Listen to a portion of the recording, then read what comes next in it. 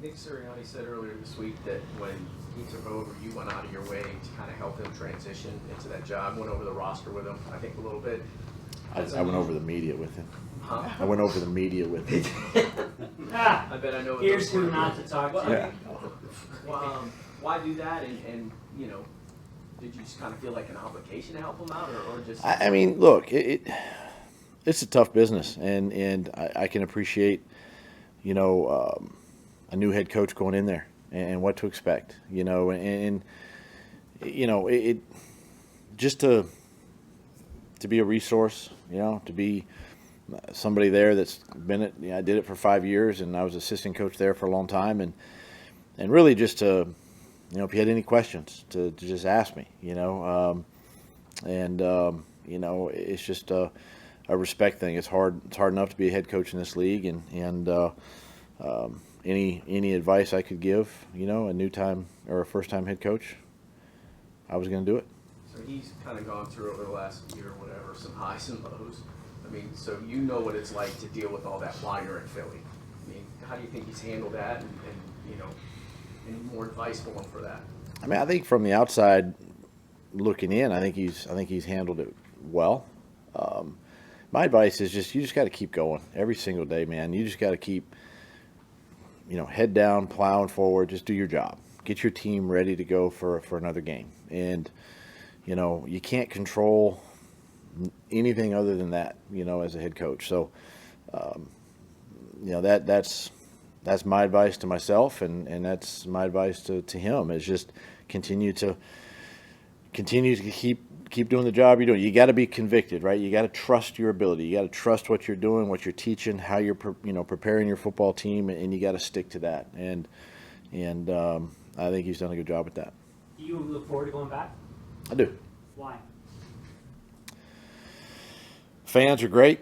You know, obviously, we won a championship there. You know, and we still got a lot of close friends, family friends. So it's always you know, that place is always going to be, you know, one of the spots for me, you know, that enjoy going back to. Remind me, did you go to the statue 2 years ago? No. Will you? This No. year? Why not? Because it's on the other Doesn't side of the mean we stadium. couldn't walk around there. It's true. You want me to tailgate too and just say hi to Hot people? dog and a beer? Yeah, Yeah. exactly. No, I actually have not even seen the statue in person. Okay. Is anyone in your family? Yeah, actually, my brother who passed away a couple years ago, he actually, when he was up there, both of my brothers actually have been there and taken pictures. Yeah. Seems I'm not a big fan of your defense. You know, I've gone against Vic now for a while, whether he was in Miami, Chicago, Denver, places like that. I mean, you know, it's a multiple front. They're going to give you, you know, 4 D linemen, 3 D tackles at times. They'll give you, you know, base nickel. There's multiple, right? And then the back end. It's a disciplined group. It's a physical group. It's, you know, it's a scheme that they don't necessarily do a ton or a lot, but they play it well. And I think what you're seeing with Philly right now is they're catching their stride a little bit, you know, and they're playing well together. You know, we'll see where Darius is, obviously, you know, as the week goes, but they're gaining more confidence each week, and that's obviously a credit to what Coach Fangio's done up there.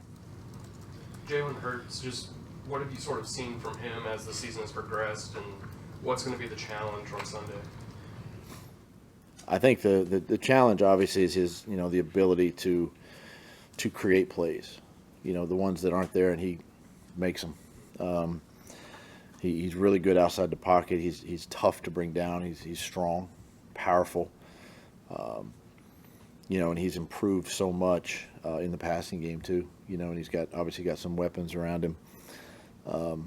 You know, and it just, again, another player that is playing with confidence. You know, again, they're kind of catching their stride from early in the season. You know, when they had a couple losses there, but he makes it go. You know, offensively, and the challenge is to, you know, contain him if you can. It's a big, it's a zone run scheme with the RPO stuff and the ability to run the quarterback. So just got to stay disciplined and trust your eyes. Keelan Robinson having his practice window open. What can he kind of provide you guys once he gets back in the swing of things? I mean, we'll see, right? We'll see.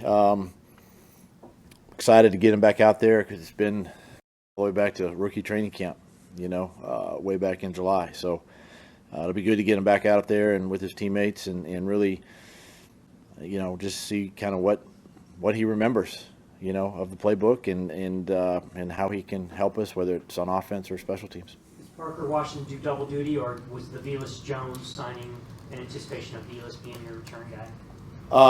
No, right now I think Parker can do both. I think he's very capable of doing both. I think, Velas, we're excited to get him back out there, get him out there with our guys and get him sort of, we got to get him caught up, and see where that one goes. Anybody else? Are you guys planning on leaving for Philly Friday, or are you going to do Saturday? Saturday morning. You are gonna do Saturday? Yeah, we'll do Saturday morning. Okay. Yeah. And then just on Parker, obviously we know Christian done for the year, but then depending on Gabe and Brian's status, who would be next man up at the wide receiver position? Yeah, I mean, if you look at obviously you have to go into your practice roster. So you got Elijah Cooks, Austin Trammell, and Josh Cephas. So any one of those three, we'll get them all reps this week, and we'll make a decision based on how those other guys feel, Friday, Saturday. Did you guys sign Blake Hance to the active roster to prevent another team from acquiring him from the practice squad? Maybe. I mean, it's that kind of stuff happens, right? I mean, and you want to keep as many good players as you can. Can't keep them all, but you want to keep the ones that can help you moving forward. And we decided to move them up to the 53. Thanks, Coach. Thanks, guys.